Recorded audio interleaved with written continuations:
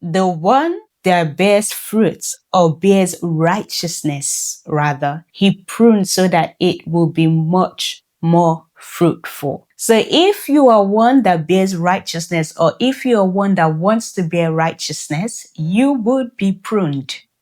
You would go through pruning. Pruning is not avoided, cannot be avoided. It is needed. It is required to be much more fruitful. And how do we define pruning? Pruning, I would like to define as a refining stage for believers to become pure.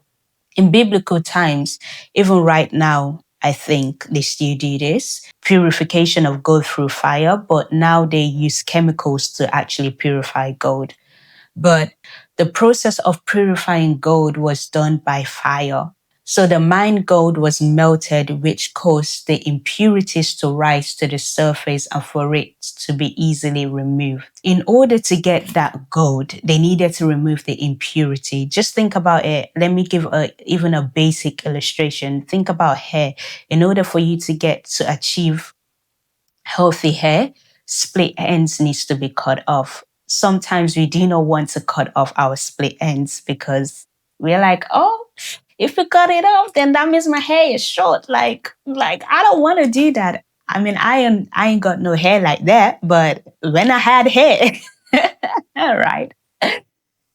Sometimes we're like, we don't want to do away with the split ends because if we do away with the split ends, then it leaves us with a shorter length.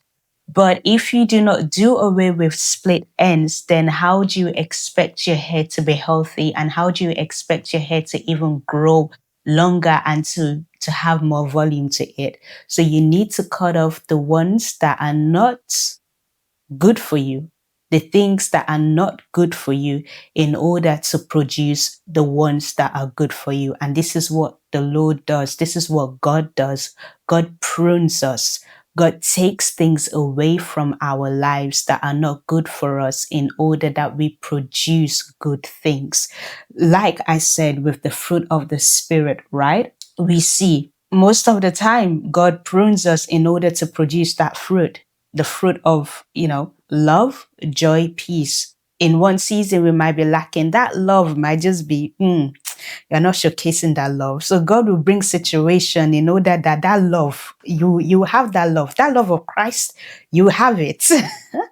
Even sometimes gentleness, we're not as gentle, but God will bring a situation where it requires for us to be gentle. It requires for that fruit to be produced.